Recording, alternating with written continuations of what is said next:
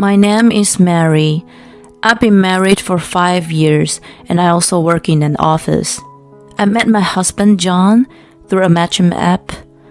John is 35 years old, 5 years older than me. He originally worked for a big company, but after we first started dating, he left his job due to relationship problem at work and has since moved from job to job. I also work, so money is not a problem, but I wish he would work a little harder at this job. When we first got married, John and I lived together, just the two of us. But after my mother-in-law called us out of the blue, our life changed drastically. Dad collapsed. Come right away. John and I rushed to the designated hospital. When we got there, darling, there was my mother-in-law sobbing her eyes out. We prepared ourselves for the worst, and then the doctor came in.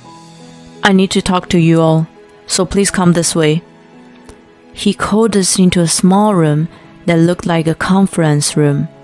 He told us that he was going to need nursing care and that we shouldn't expect him to recover quickly. He also said, he needs nursing care, so either take care of him at home, or if you want to find a place to take care of him, we will find a facility for you. My mother-in-law is not working, so I thought he'd take care of him at home. As I thought, my mother-in-law said, I will take care of him at home. It would cost a lot of money at a facility, and I want to be with my husband. It was completely understandable that she'd want to be with him, having lived with him for so many years. Then, back to the hospital room, my mother-in-law talked to us about taking care of him at home. I would take care of him, but I think there are limits to what I can do on my own. If it's okay with you too, would you be willing to live with me at our house? I thought it would be very difficult for my mother-in-law to take care of my father-in-law by herself. My husband asked, Mary, is that okay? But I could understand how hard it could be for her, and I didn't have that much of a problem with my mother-in-law. So I said, okay, and agreed. I had no idea that it would cause such an outcome. A month later, my father-in-law was discharged from the hospital.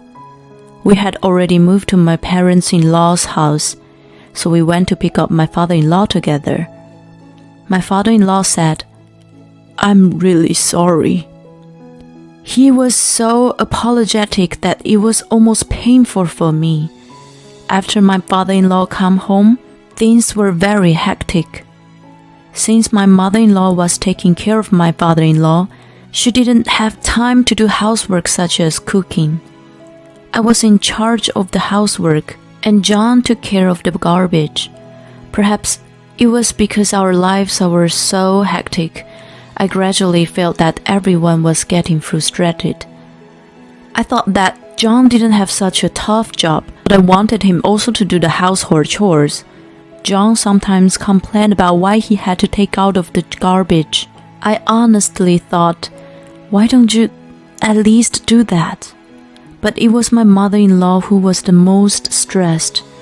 Ever since she started taking care of my father-in-law, it was obvious that she was getting more and more frustrated every day. Hey, Mary, the bathroom was dirty. There was hair left on the floor. You need to clean it up. Hey, didn't we just have spaghetti? Don't be lazy to serve us the same meal with the same month. She started attacking me. John and my mother-in-law took advantage of me. Hey, haven't you been lazy lately? Mom is busy taking care of that, and all you do is work, right? You can't even do your housework properly. She lets you live at her house, so you should be working to pay the rent. He started saying things like that. After my mother-in-law started taking her frustrations out on me, I felt that for some reason, the distance between my mother-in-law and John seemed to have shortened.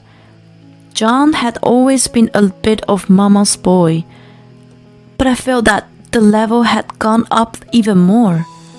I know how hard it was to take care of my father-in-law, so I tried my best to reduce the burden on my mother-in-law by cooperating with her on weekends.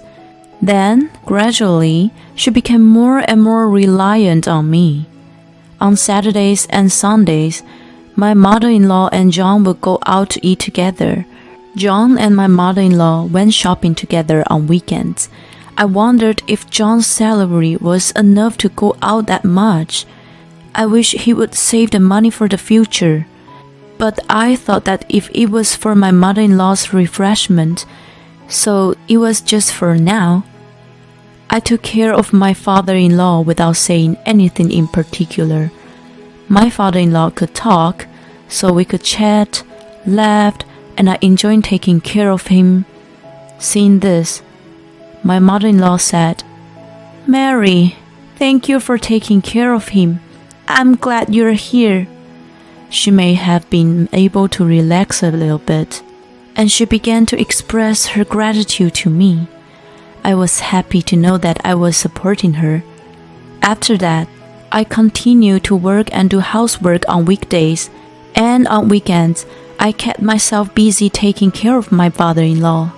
My mother-in-law and John were almost never home on weekends. One Saturday, I was chatting with my father-in-law, and I felt him trying to say something to me. "What's wrong, Father? Is something wrong? Do you want a glass of water?" I would ask him, but he would just say, "No. Please let me know if there's anything I can do to help." I told him. Then my father-in-law started to talk, very reluctantly. "Lately, my wife doesn't take care of me at all," he said. I thought my mother-in-law was doing her best taking care of him, so I interpreted it as meaning that she was not taking care of him the way he wanted. I said, "She is not a professional, so it's not easy for her." "No, it's not like that. Lately, she doesn't change my diaper even once until you come home," he said sadly. He also said, "John also comes to my room. He'd give me a cold look and said, 'I hope you'll be gone soon.'" So, to sum up my father-in-law's story, my mother-in-law doesn't take care of him, and she doesn't give him food or change his diapers. She would put food in front of him and she would go into the living room laughing. Furthermore, when he asked John to change his diaper, he said, "You're not a baby, so do it yourself." He scolded him.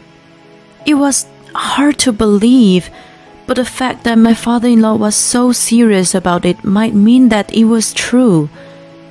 I intentionally took the afternoon off to come home early to verify the truth. My mother-in-law was not home. Only my father-in-law was there, on the table beside my father-in-law's bed. There was breakfast and lunch, which she must have prepared untouched. I also checked with my father-in-law and found that the diapers had never been changed. They were soiled and stuck to his skin. I felt so bad that I had doubted my father-in-law. I changed the food and the diaper and talked to my father-in-law. He said, "I think you can see. This is the truth." I apologized to my father-in-law for not believing him. "I don't want to ask you to do this, but Mary, please, would you take care of me?" He said, "Lately, they've been taking my bank card and using my money." I had no idea they were doing that. I was surprised. "I have several bank accounts, but they haven't found the one with the most money in it yet. So, in order to protect it too, I would like you to take care of me." I said okay with one reply. I told my mother-in-law and John that I would take care of him on their behalf. They happily agreed. Since then, I have been taking care of my father-in-law and doing housework every day. My mother-in-law and John seem to be happy every day. But when I left the room for a while, my mother-in-law and John would go to my father-in-law's room and make sarcastic comments to him. The other day, my father-in-law said to me, "She was asking me about the money." "Where's the money? You're worthless without money. You're making us take care of you, so give me the money." "What?" "But don't worry, I'll take care of you, Father. I won't make you sad from now on." After saying that, my father-in-law thanked me. He cried and thanked me many times. After that, even when I was taking care of him, my mother-in-law and John would go out together. One day, when I came out of my father-in-law's room, John and my mother-in-law were standing in front of the door, glaring at me. "Hey, you! At first, I was grateful to you for taking care of him, but you started taking care of him for money, didn't you?" I couldn't understand what she just said, and I looked at her with a blank stare. "I heard you and him talking about his inheritance. Couldn't hear the details though." I had no idea what she was talking about, so I said, "What are you talking about? I don't know what you're talking about." "He was telling you where the money was. He said something like, 'When I am gone,' didn't he?" "Oh, that's what she was talking about." I understood, but I pretended I didn't know because I promised not to tell them. Then John said, "If you're just after money, I'm divorcing you. Get out of here right now. I don't want to be with a woman like you who is just after money." Who's just in it for the money? He thought I didn't know anything? But I said, "Oh, well, that's okay. I understand. I'm leaving." I also agree with the divorce, but I just want you to know that I'm not here for the money. I decided to leave, and my mother-in-law said, "I don't want my husband, so you can take him with you. You leave all the bank cards, okay? Well, he has money, but he can spend it." How could she say that I was after the money? John also said, "We didn't abandon Dad when he needed care and stayed with him. We're entitled to the money." What a thing to say. "I don't need the money, so I'm leaving with him.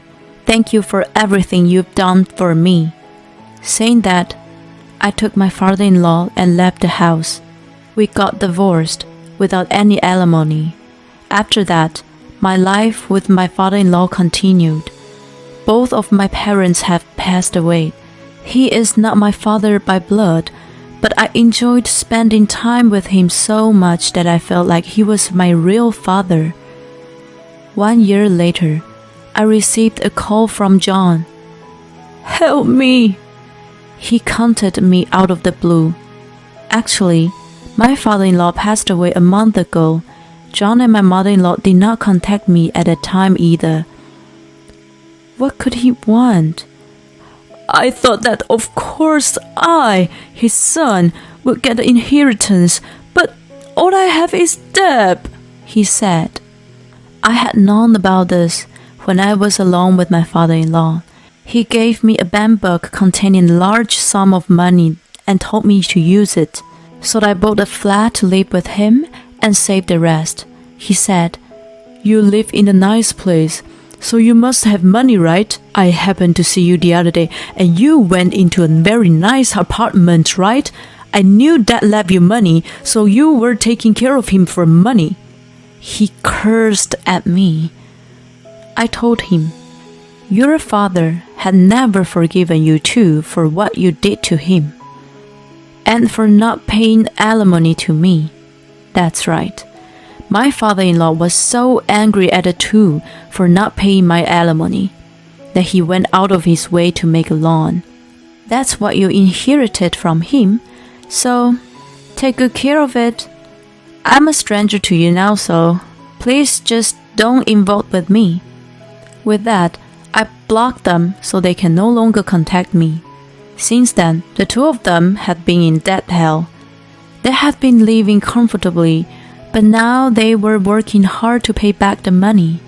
John, who has been moving from job to job, can't get a good paying job, so he's working multiple jobs to pay back the money. Mother-in-law had a back injury maybe due to her age, and now she needs nursing care. But of course, John is not capable of taking care of her. He leaves her diapers dirty all day long, just like he did with my father-in-law. What she did to him came back to her. I hope they are sorry for what they did. I've been alone since my father-in-law passed away, but I like to start moving on to a new life from here.